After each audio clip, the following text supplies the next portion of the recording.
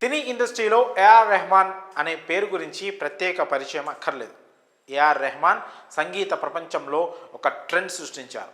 తన మ్యూజిక్తో కోట్ల మంది ఆడియన్స్ని మ్యాజిక్ చేశారు. Oscar award winner AR Rahman వైవాహిక జీవితానికి సంబంధించిన ఓ వార్త ప్రస్తుతం సోషల్ మీడియాలో హాట్ టాపిక్గా మారింది. తన భార్య సైరా బానుతో 29 ఏళ్ల దాంపత్య జీవితానికి ముగింపు పలుకుతున్నట్లు ప్రకటించారు. సుమారు 3 దశాబ్దాల పాటు కలిసి ఉన్న ఈ జంట ఇప్పుడు విడిపోవడంపై సినీ ఇండస్ట్రీలో ప్రధాన చర్చనీయాంశంగా మారింది. వీరిద్దరూ పరస్పర అవగాహన, అంగీకారంతోనే విడిపోతున్నారు.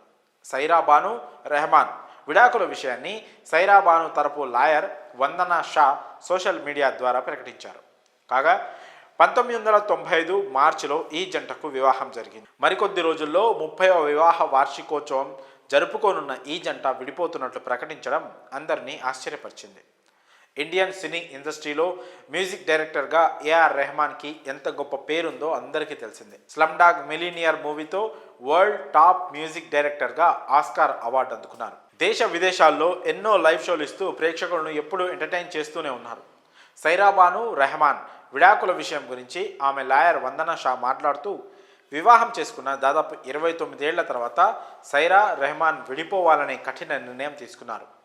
ఈ జంట ఒకరి పట్ల ఒకరు అమితమైన ప్రేమ ఉన్నప్పటికీ కొన్ని వ్యక్తిగత కారణాలు, ఇబ్బందుల నేపథ్యంలో వారి మధ్య దూరం బాగా పెరిగిపోయింది.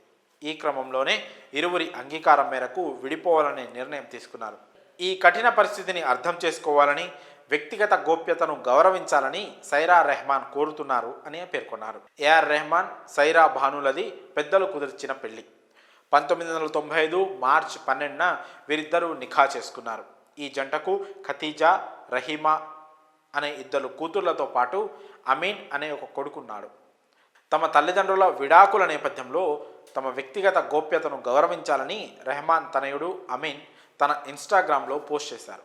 ఇదిలా ఉంటే తమ విడాకులపై రెహమాన్ స్పందిస్తూ, మేం గ్రాండ్గా 30వ వివాహ వార్షికోత్సవం చేసుకోవాలని ఆశించాం, కానీ అనూహ్య రీతిలో మా దాంపత్యానికి ముగింపు పలకాల్సి వస్తుందని ఆవేదన వ్యక్తం చేశారు.